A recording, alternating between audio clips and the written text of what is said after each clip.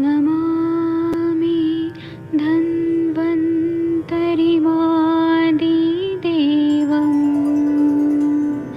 सुरासुरैर्वन्दितपादपद्मम् लोके जरामृत्युनाशम्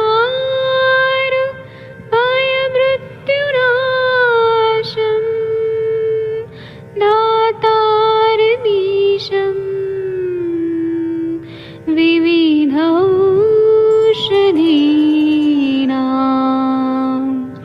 शङ्खं चक्रं जलौकां दधतं मृतघटं चारुतोर्भिश्चतुर्भिः सूक्ष्मस्वच्छादिरुद्यं शुकपरिविलनेत्रम् कालाम्बोदोज्ज्वलाङ्गं कटितटविलसत् चारुपीताम्बराढ्यं वन्दे धन्वन्तरिन्तं निखिलगदमिव प्रौढदावाग्निनीलम्।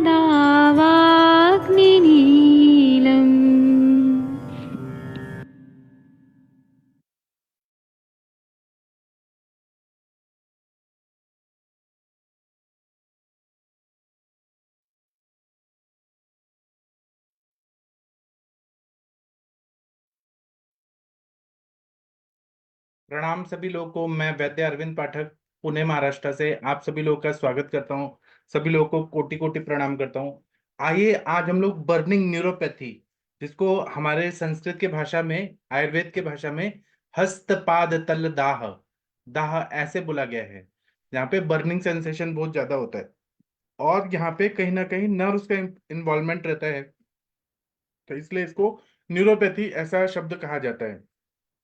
हमारे पास पेशेंट आते हैं तो हम लोग केवल दाह प्रशमन गण अगर दवाई दे देंगे और या फिर पित्त शामक द्रव्य दे देंगे तो ऐसा नहीं होता है। यहाँ पे नर्व एंडिंग जो रहती है उनका इन्वॉल्वमेंट रहता है, तो इसको अच्छे से समझना जरूरी है और क्या दवाइयां दें और कितने दिन में ठीक हो ये हमें मालूम होना चाहिए। क्योंकि जैसे कि डायबिटीज के पेशेंट आते हैं, उनको अगर बर्निंग न्यूरोपैथी हो गया तो एलोपैथी की दवाइयों से नहीं ठीक होता है। बहुत ज्यादा पेशेंट तड़पते रहते हैं, बहुत ज्यादा तकलीफ होती है। आप लोगों ने देखा होगा पेशेंट को इतना पेन किलर देते हैं वो लोग, कितना पेन किलर, तब भी नहीं ठीक होता है।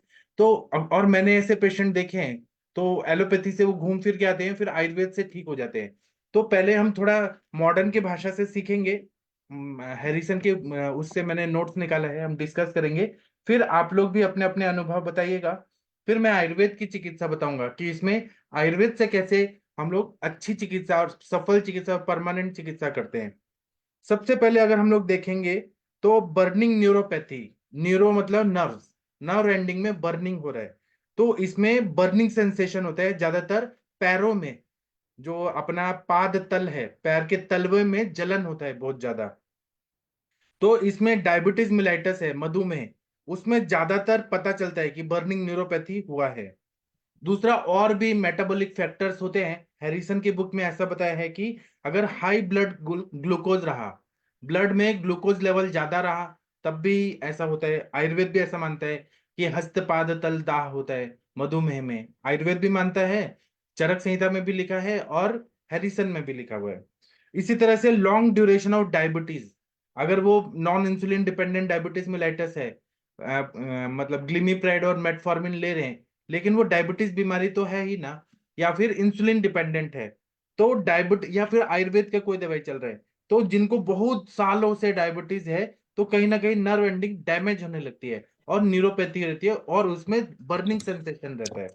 इसी तरह से अगर abnormal body blood fat level रहता है, अगर जैसे कोलेस्ट्रॉल बढ़ा है, एलडीएल बढ़ा हुआ है ना, उसी तरह से एलडीएल बढ़ा हुआ है, एचडीएल कम हुआ है, और मतलब अच्छा ये जो है लिपिड्स वो कम हुआ है, और खराब वाला बैड कोलेस्ट्रॉल बढ़ा हुआ है। इसी तरह से ट्राइग्लिसराइड बढ़ा हुआ है। तो लिपिड प्रोफाइल में अगर कुछ ना कुछ चेंजेस आ रहे हैं तो उसमें भी बर्निंग सेंसेशन होता है। इसी तरह से अगर इंसुलिन का लेवल कम हो गया बॉडी में, उसके वजह से भी ये बर्निंग न्यूरोपैथी होती है। इसी तरह से अगर ओरल ग्लूकोज टॉलरेंस हो गया, ओरल ग्लूकोज टॉलरेंस कम हो गया शरीर में, इम्पेयर्ड ओरल ग्लूकोज टॉलरेंस हो गया, तो उसके वजह से भी मतलब ग्लूकोज जो है वो टॉलरेट नहीं कर रहा है, बॉडी मीठा नहीं हो रहा है, सहन हो रहा है। तो फिर इसके वजह से भी बर्निंग न्यूरोपैथी होती है। इसी तरह से मेटाबॉलिक सिंड्रोम रहते हैं बहुत सारे, उसके वजह से होता है। या न्यूरोवेस्कुलर फैक्टर्स रहते हैं जो ब्लड वेसल्स को डैमेज करते हैं, जो ऑक्सीजन और न्यूट्रिएंट्स लेके जाते हैं नर्व्स को। मज्जा धातु के जो नर्व्स हैं उनको जो न्यूट्रिएंट ले जाने वाली रक्त वाहिनियां हैं, उनको अगर डैमेज हो गया, उसके वजह से भी बर्निंग न्यूरोपैथी होता है। या फिर कुछ कॉजेज इडियोपैथिक है कि कॉज नहीं मालूम है लेकिन होता है। इसी तरह से अगर जो लोग अल्कोहल ज्यादा पी रहे हैं, दारू सुबह शाम दारू पी रहे हैं, उनको ये बर्निंग न्यूरोपैथी होता है, क्योंकि पित्त का प्रकोप हो रहा है। हम आयुर्वेद की भाषा बाद में बोलते हैं, पहले ये सुनिए। इसी तरह से अल्कोहलिक है और जो विटामिन B12 डेफिशिएंसी है बॉडी में, उनको भी बर्निंग न्यूरोपैथी होती है। इसी तरह से कुछ और भी कारण होते हैं, जैसे थायरोटॉक्सिकोसिस। अगर थायराइड ग्लैंड का सिक्रीशन बहुत ज्यादा हो रहा है, ब्लड लेवल ब्लड में बहुत ज्यादा हो रहा है, तो टॉक्सिकोसिस, एक तरह से विष का परिणाम हो रहा है, तो थायरोटॉक्सिकोसिस में होता है। रीनल फेलियर, अगर कोई सीकेडी का पेशेंट है, क्रॉनिक किडनी डिजीज, या CRF का पेशेंट, क्रॉनिक रीनल फेलियर, उसको भी बर्निंग न्यूरोपैथी होता है। या लीवर फेलियर हो गया, या फिर सेंसरी पेरिफेरल न्यूरोपैथी। उसी तरह से गाउट जो रहता है, गाउटी अर्थराइटिस, जो वातरक्त बोलते हैं, उसमें होता है। एथलेट्स फुट, जो एथलेट्स रहते हैं ना, जो तो उनको एक समय तो खेलते कूदते हैं, बाद में उनको ये बर्निंग न्यूरोपैथी होता है। या बर्गर्स डिजीज बोलते हैं, उसमें होता है। या थ्रोम्बोसाइटोपेनिया, जिसमें RBC का या HB का लेवल बहुत ज्यादा हो जाता है, थ्रोम्बोसाइटोपेनिया। फिर अमाइलोडोसिस या सार्कोइडोसिस, ये सारी बीमारियां हैं। एसएलई डिजीज, एसएलई डिजीज में बहुत ज्यादा रहता है सिस्टमिक लूपस एरिथ्मेटोसस, उसमें पूरा सिस्टम ही इन्वॉल्व रहता है, और उसमें ये एक ऑटो इम्यून डिजीज है, उसमें बहुत ज्यादा दाह होता है एसएलई डिजीज में। इसी तरह से HIV पॉजिटिव पेशेंट जो रहते हैं, तो उसमें भी ये बहुत ज्यादा होता है।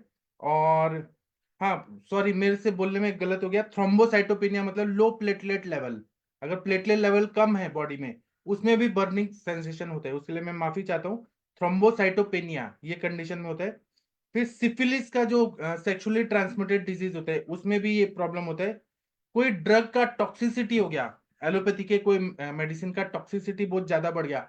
कुछ लोग क्या करते हैं कि बहुत सालों साल एंटीबायोटिक्स ले रहे हैं, सालों साल ये एंटी कैंसरस, HIV की दवाइयाँ, या फिर ये ले रहे, TB की दवाइयाँ ले रहे हैं, या फिर पेन किलर ले रहे हैं, non steroidal anti inflammatory drugs बहुत सालों से ले रहे हैं।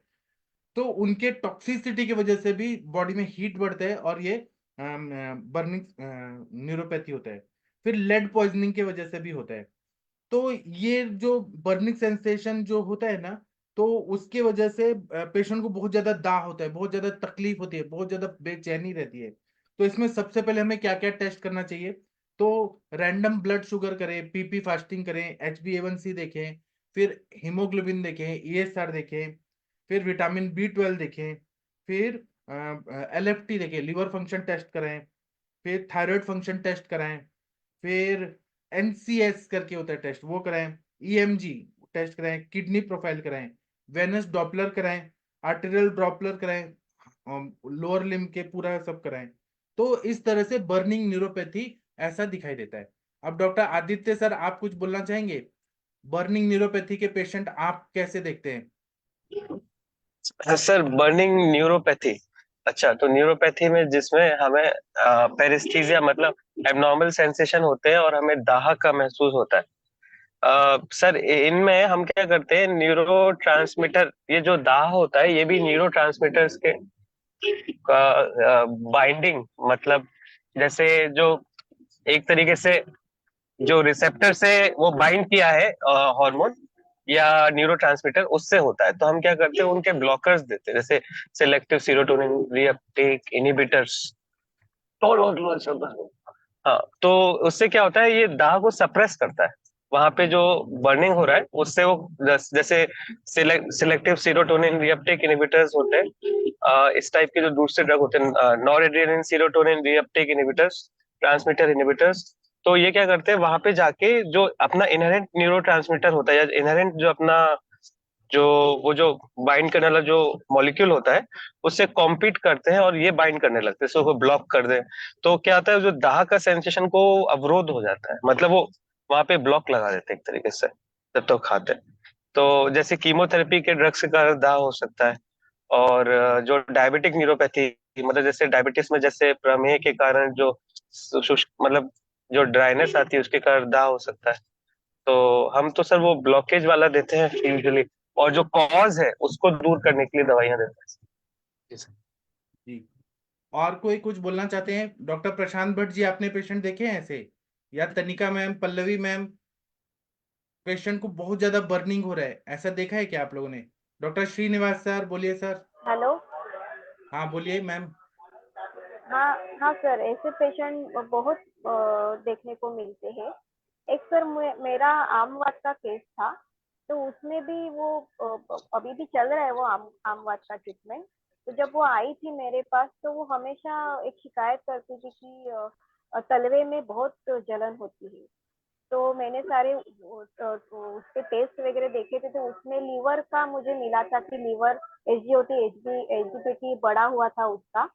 और यूरिक एसिड वगैरह उसका नॉर्मल था, बाकी कुछ नहीं था। आरए फैक्टर उसका 200 था और ये सर भी बढ़ गया था। तो स्टार्टिंग में मैंने उसको आरोग्यवर्धिनी दिया लीवर के लिए, तो वो नॉर्मल आ गए टेस्ट 1 महीने के बाद। फिर भी वो 3 महीने तक तो मुझे बोलती रही कि नहीं, बर्निंग जा नहीं रहा। तो मैंने बहुत सारी दवाई चलाई थी, कैशोर गुग्गुल चलाया था, अमृता गुग्गुल चलाया था, गोक्षुरादि गुग्गुल चलाया था, बीच में बहुत अलग अलग दवाई चलाई। लेकिन अभी अभी वो बोल रही है, अभी 6 महीना हो गया ट्रीटमेंट को, बाकी के पूरे सिम्टम्स उसके कम हो गए थे। लेकिन वही एक कारण था कि नहीं, वो बर्निंग जा नहीं रही थी। लेकिन अभी 2 महीने से तो वो बोल रही है कि वो बर्निंग आ नहीं रही है। तो इसमें सर कैसे, मतलब ये इसका लॉन्ग टर्म हिस्ट्री था पेन किलर लेने का और स्टेरॉइड लेने का, इसके वजह से ही ये उसको, मतलब न्यूरोपैथी हम ये यहाँ पे बोल सकते हैं ना। हाँ जी, हाँ जी।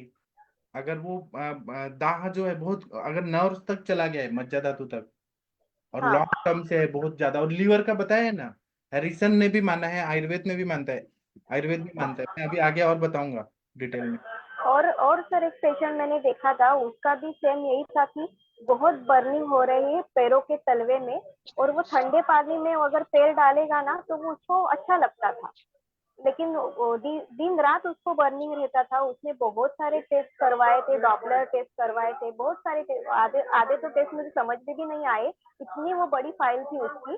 तो मुझे तो कुछ उसका फैक्टर मिला नहीं, मतलब हेतु मिला नहीं।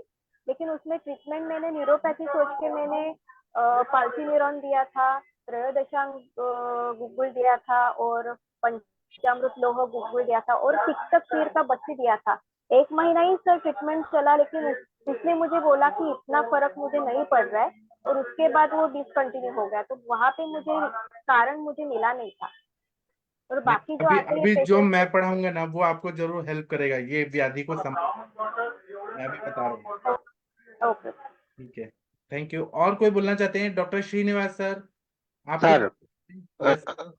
सर इसमें तो मैं डायबिटिक न्यूरोपैथी केसेस आते सर मेरे पास। जी जी, डायबिटिक न्यूरोपैथी के, अच्छा।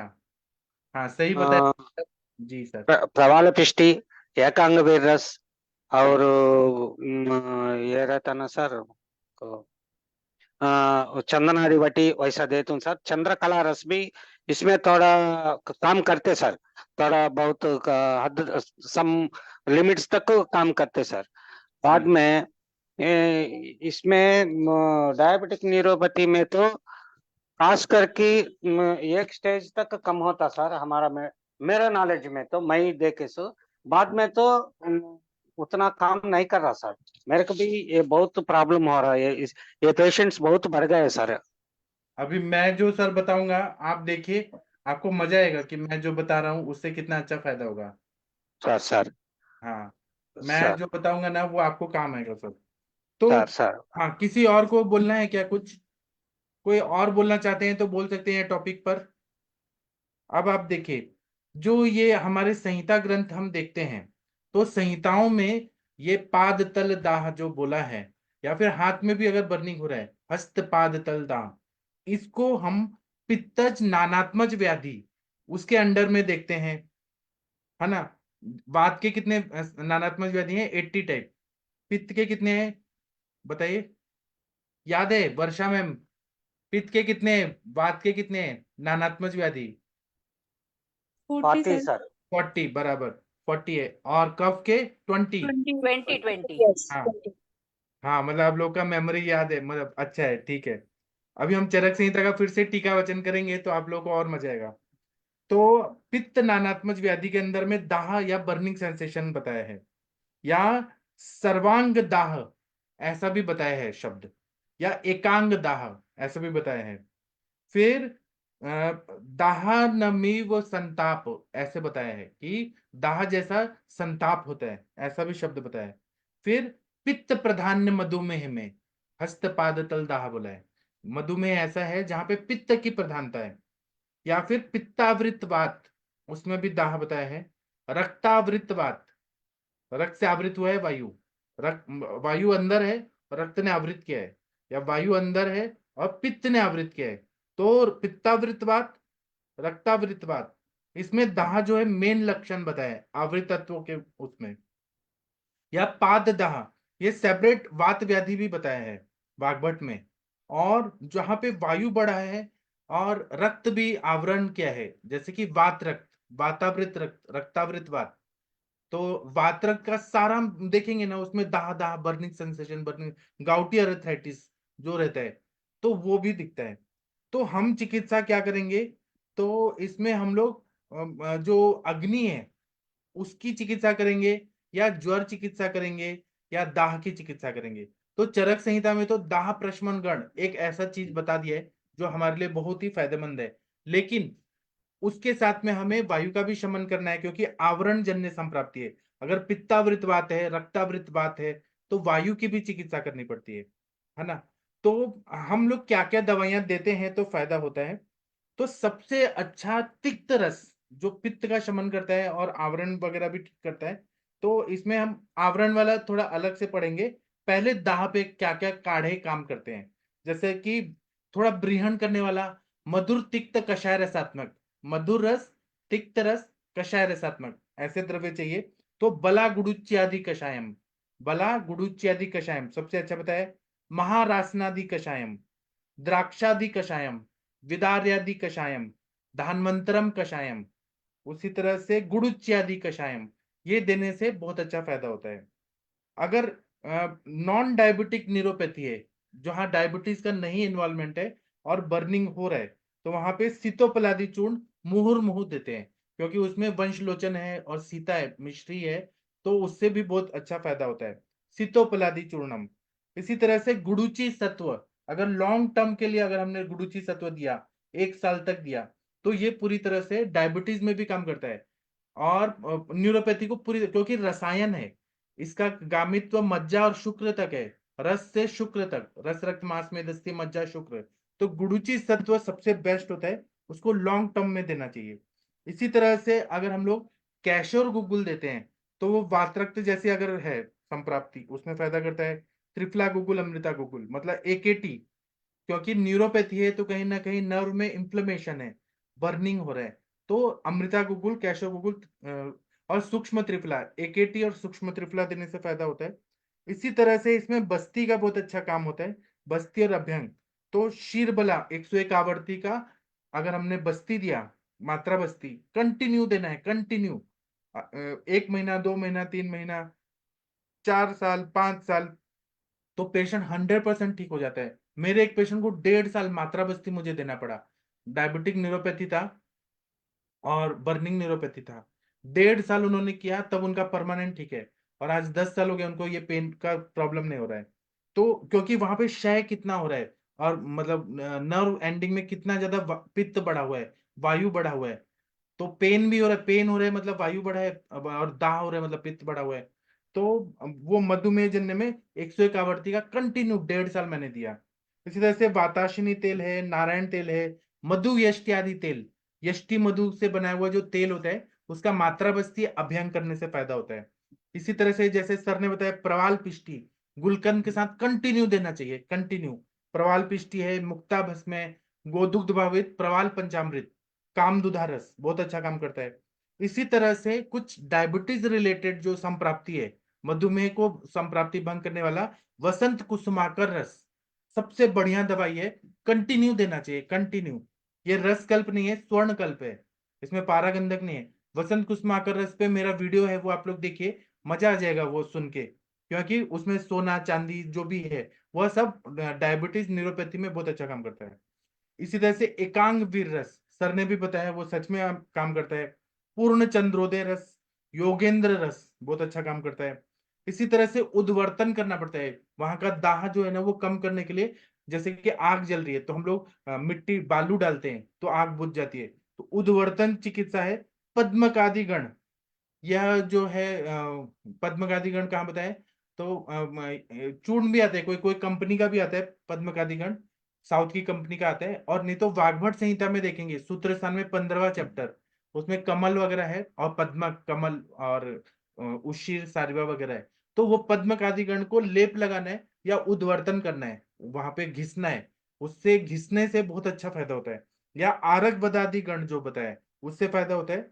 इसी तरह से अभ्यंग बताने हैं, जो पित्त शमन प्रॉपर्टी वाले तेल होते हैं अभ्यंग के लिए, जैसे कि यष्टि मधु तेल, शब्दोदघृत, शब्दोदघृत अगर रोज लगाया जाए सुबह शाम, अभ्यंग पादाभ्यंग किया जाए बहुत अच्छा फायदा करता है। केतकी मुलादी तेलम, आरनाल तेलम, शीरबला तेलम, वाताशिनी तेलम, पिंड तेलम, नारायण तेलम, महानारायण तेलम। और अगर ना यहाँ पे बहुत ज्यादा ये हो रहा है, पेन बहुत ज्यादा हो रहा है, तो मुरिवेणा तेलम जो है वह बहुत अच्छा से काम करता है। पिंड तेलम भी अच्छा करता है, नारायण तेलम, वाताशिनी तेलम। इसी तरह से इसमें शीर धारा करना चाहिए। शीर धारा कैसे बनाना है, तो हमें शीर पाक बनाना है। बला वनस्पति है और जो भी पित्त शामक द्रव्य है, दाह प्रशमन वाले द्रव्य है, वो सारे को दूध में पका देना है और दूध की धारा गिरानी है। तो बला शीर कषायम है, या फिर दाह प्रशमन गण से सिद्ध किया हुआ शीर का, काढ़े का, शीर का या काढ़े का हम लोग ऐसे धारा गिराते हैं तो बर्निंग ठीक हो जाता है। फिर चंदन का लेप बहुत अच्छा काम करता है। दशमूल शीर कषायम, दशमूल को शीर में पका के काढ़े में ऐसे बना के वो देना है। गुड़ूची शीर धारा, उससे फायदा होता है। बस्ती में और अगर हमें अच्छा करना है, क्योंकि न्यूरोपैथी है कहीं ना कहीं, तो जहां पे हमें रीजनरेट करना है कोई भी नर्व्स को, नर्व एंडिंग को, तो माधुतलिक यापना बस्ती सबसे बेस्ट बताए। बला गुडुच्ची आदि का काढ़ा का बस्ती देना है, कंटिन्यू देना है। और उसमें थोड़ा सा तेल डालें यष्टि मधु का, या फिर शब्दोदघृत या महातिक्तघृत, गुगुल तिक्तघृत ऐसे डाल के केवल निरू नहीं देना है, हमें मिक्स करके देना है। फिर शीर बस्ती, दूध का बस्ती रोज दीजिए, रोज दूध का बस्ती कंटिन्यू देंगे तो ये दाह ठीक होता है। दूध जो है सबसे बेस्ट है दाह प्रशमन में। फिर हम लोग और क्या क्या कर सकते हैं, तो बला गुडुच्ची आदि बस्ती बताया है ग्रंथों में कि उसमें हम शहद लेते हैं 200 ml, नमक लेते हैं 15 ग्राम, सहचरादि तेल या सुकुमार घृत लेते हैं 150 ग्राम। फिर अजवाइन, मदन फल, बिल्व, कुष्ठ, बचा, शताहवा, मुस्ता और पिपली, ये सब 30 ग्राम लेते हैं। फिर क्वाथ बनाना है तो बला गुडुची, त्रिफला, रासना, दशमूल, मदन फल, इसका काढ़ा बना के 400 ml। और मासरस लेते हैं, मासरस इसलिए क्योंकि वहां पे क्षय हुआ है और हमें रीजनरेट करना, नया बनाना, इसलिए 200 ml।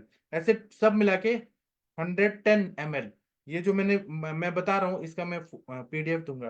तो ये सब का बला गुडुच्ची आदि बस्ती, जिसमें मदन फल भी है और इसमें मासरस भी है, तो अवरोध और आवृतत्व को मदन फल ठीक कर देगा।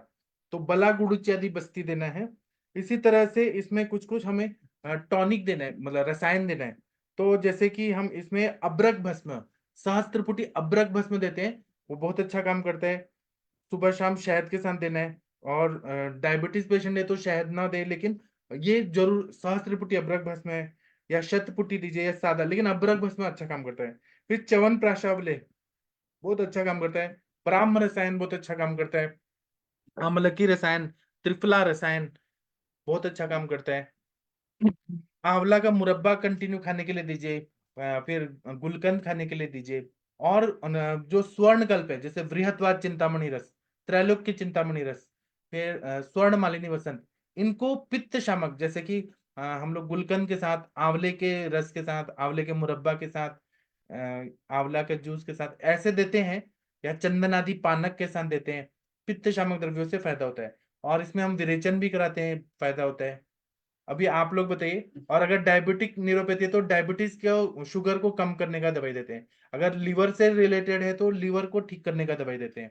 अगर किडनी से रिलेटेड है तो जो जैसा पैथोलॉजी है वैसा व्याधि को ठीक करने का कोशिश करते हैं। जी, अब आप लोग बताइए। टिकटक शीर बस्ती बहुत अच्छा काम करता है। Sir excuse me sir. हाँ सर जी। सर इसमें शिवा गुटिका मैं चालू करे सर, 4 पेशेंट को, और इम्प्रूवमेंट दिख रहे सर उसमें। हाँ, शिवा गुटिका तो सर बहुत ही अच्छा काम करता है, सर हाँ सर। बहुत अच्छा है जी। लेकिन ओके सर सर। टिकटक शीर बस्ती भी दीजिए सर, बहुत अच्छा काम करता है टिकटक अब शीर। मैं करता हूँ सर नेक्स्ट टाइम हाँ, सर। टिकटक शीर बस्ती में महा तिक्तकृत या गूगल तिक्तकृत मिक्स करके देना है। Okay sir. जी। Okay sir. हाँ, थैंक यू सर। और कोई बताना चाहते हैं? किसी ने न्यूरोपैथी के पेशेंट देखे हैं? बर्निंग न्यूरोपैथी, हाथ पैर में जलन होना। डॉक्टर प्रशांत भट्ट जी, आप कुछ बोलना चाहेंगे इस टॉपिक पे? या कोई और? गंगवार सर, किसी ने देखा है पेशेंट? प्लीज बोलिए। और इसके हाँ पेशेंट्स बहुत आते हैं, जैसा आपने अभी पढ़ाया, और घर में भी मेरे फादर इन लॉ को भी था। और उसमें कभी कभी जैसे वो बता रहे थे ना कि अलग सा एक फील आता है, जैसे कभी कभी ऐसा लगता है जैसे कि पैर नीचे से सरक रहे हैं, मतलब चिकना है जैसे जमीन नीचे। तो उनको तिक तरह से ही फायदा हुआ था। और जिस समय उनके कुछ समय स्किन का भी प्रॉब्लम चल रहा था, तो तिक्तरस उनको दिया था, और कुछ रसौषधि वगैरह देने से तभी उनको लाभ मिला था केवल। और साथ में उनके थोड़ा सा सर हम लोगों ने दशांग लेप वगैरह भी लगाया था।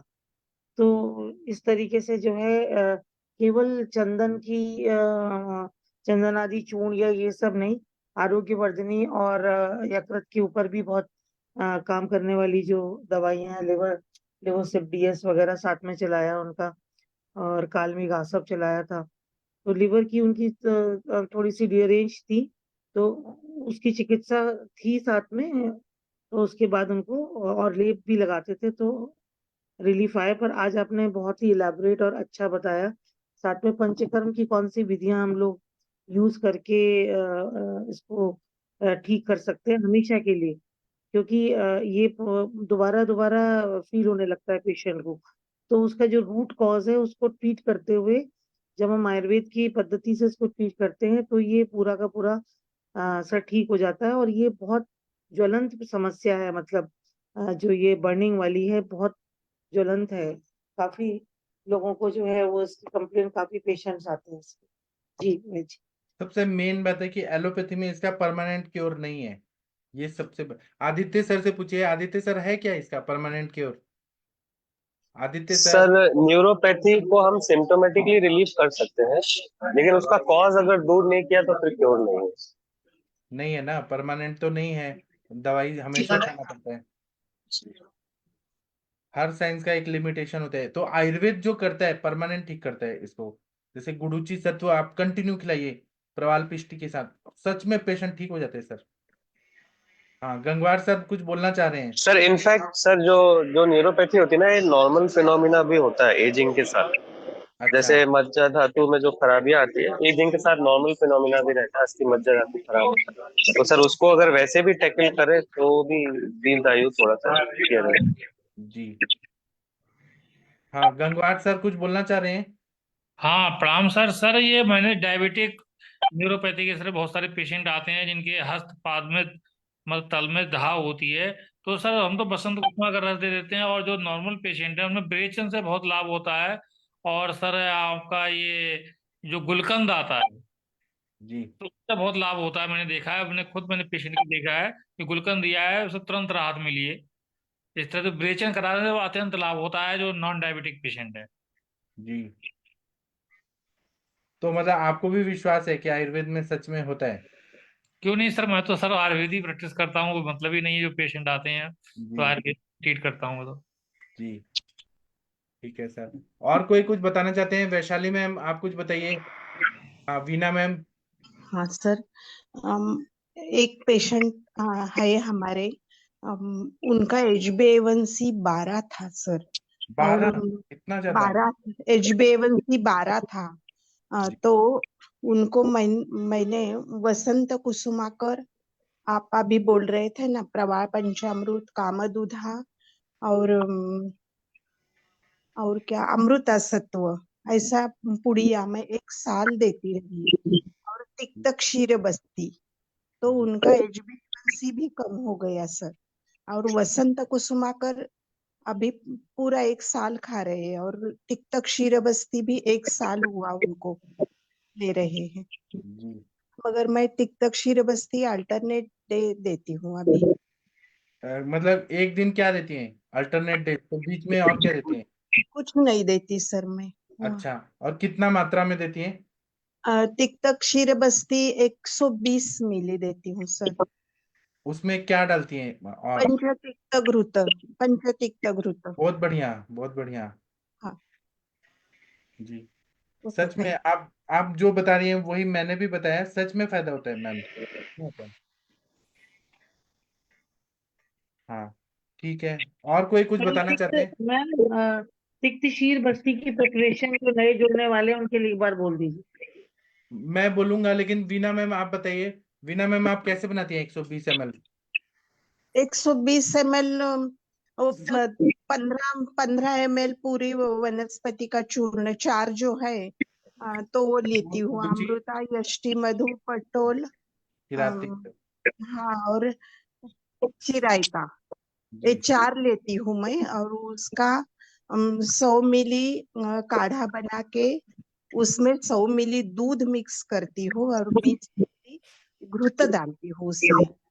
कितना गुरुत्व डालती हैं? 20 मिली डालती अच्छा। हूँ उसमें। जी। 20 मिली, 30 मिली। अम, कैसा है, आम लग रहा है तो घृत कम करने को बोलती हूँ। जी। तो मैं पेशेंट को सिखा देती हूँ, तो वो घर में लेते हैं बस्ती। जी ठीक है। तो तो ये वो क्रॉनिक किडनी डिजीज में भी यूज होती है ना, हाँ, क्रॉनिक हाँ, रीनल फेलियर में होता है ना पैदा। रीनल होता है ना। फेलियर में भी। जी। हाँ, थैंक उस यू मैडम। कितना अच्छा वीना मैम का हिंदी हो गया, पहले तो घबराती थी हिंदी बोलने में। थैंक यू वीना मैम, आपने हिंदी सीख लिया अब। Thank you sir. हाँ, पहले आप मराठी बोलती थी। कोई बात नहीं है। आपने अभी संस्कृत तो, पर भी कमांड है उनका, संस्कृत पर। हाँ संस्कृत पे है, बहुत अच्छा संस्कृत बोलती हैं। और मैम को स्तोत्र भी याद है पूरे, राम रक्षा स्तोत्र वगैरह। हाँ। और कोई बोलिए प्लीज। प्रशांत भट्ट जी बोल नहीं रहे हैं, खाना खा रहे हैं क्या? तनिका मैम कुछ बोलिए आप। सर प्रणाम सर।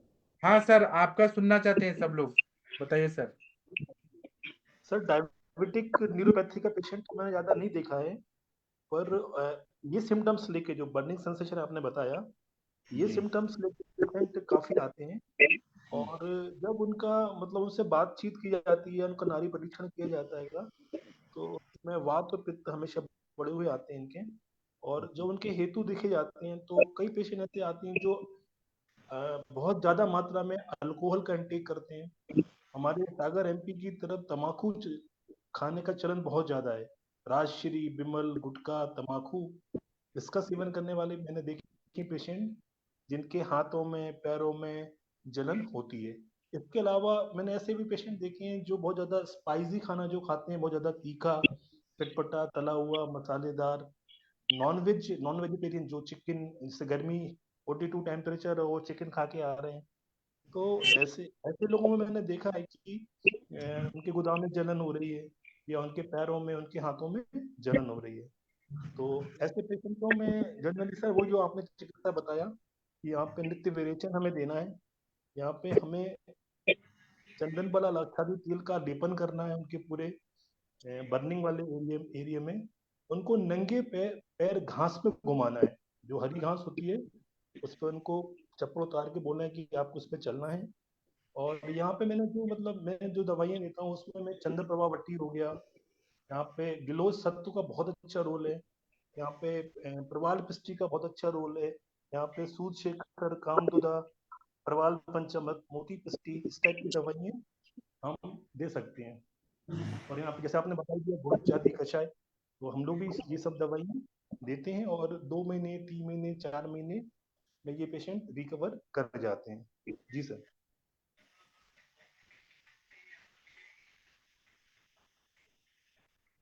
ठीक है, आ रही बहुत सर अच्छा मेरी बताया, बात? बहुत अच्छा बताया सर, बहुत अच्छा, थैंक यू सर। जी सर। और किसी को कुछ बताना है तो बताइए प्लीज। किसी को कुछ और बताना है तो बता सकते हैं। तनिका मैम, आप कुछ बताना चाहती हैं तो बता सकती हैं। जी सर। सर प्रणाम सर। सर एक्चुअली हाँ, सब कुछ सबने बता दिया है। तो सर मैं यही बताना चाहती हूँ कि ये जो हस्तपाद दाह है ना सर, एक्चुअली मैं खुद ही इस चीज से सफर कर रही थी। तो ये सर मैंने जो ट्रीटमेंट लिया, एक्चुअली मेरी प्रकृति भी पित्तज है, और जब मैंने ये आहार विहार भी पित्तज वाला करना शुरू किया था तो ये चीजें बढ़ गई थी। हाँ हाँ। तो सर बस फिर मैंने वही, जब जैसे सर ने बोला कि विरेचन, और मैं सर विरेचन पे ही फोकस किया था ज्यादा। कामधुदा रस, सूचेकर रस थोड़ी देर लिए थे, लेकिन मैंने बोलूं तो मैं इतने ज्यादा लिए नहीं थे। लेकिन मैंने हाँ विरेचन मैंने अपना कंटिन्यूसली किया था।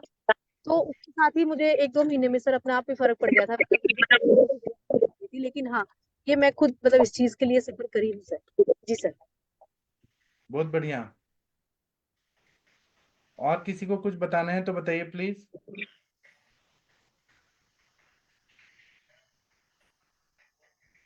वैशाली मैम, आप कुछ बताना चाहेंगी इस टॉपिक पे, या डॉक्टर चंद्रशेखर जी, किसी को और कुछ बोलना है? विनीता मैम, आपने पेशेंट देखे हैं? स्मिता मैम कुछ बोलना चाहती हैं, बोल सकती हैं। संजय विश्वकर्मा जी, किसी ने देखे हैं पेशेंट? हरिहर सर, आपने देखे हैं क्या ऐसे पेशेंट? नहीं। ठीक है, तो अभी हम सेशन बंद कर। मनीषा मैम बोलना चाहती हैं इस टॉपिक पे? जी जी सर, मैं थोड़ा लेट ज्वाइन की हूँ सर। पेशेंट आते हैं ऐसे और उनको एक बहुत अच्छा योग बताए, मैं वही शेयर करूंगी। बाकी तो सब यथावत चिकित्सा देते ही हैं अपने अनुसार।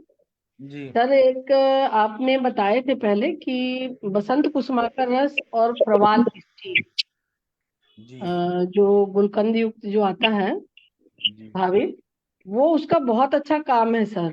और वो रिजल्ट भी बहुत अच्छे दिए। अभी मैंने पेशेंटों पे 4-5 पेशेंट पे ट्रेन की।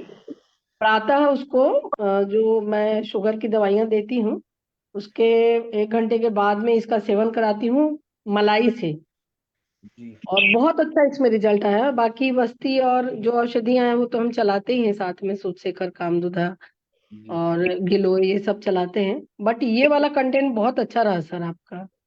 जी बहुत अच्छा। Thank you sir. हाँ, थैंक यू। और किसी को कुछ बोलना है तो बोल सकते हैं। अगर नहीं बोलना है तो हम सेशन बंद करते हैं। अब हम 8:15 पे मिलेंगे। थैंक यू, प्रणाम।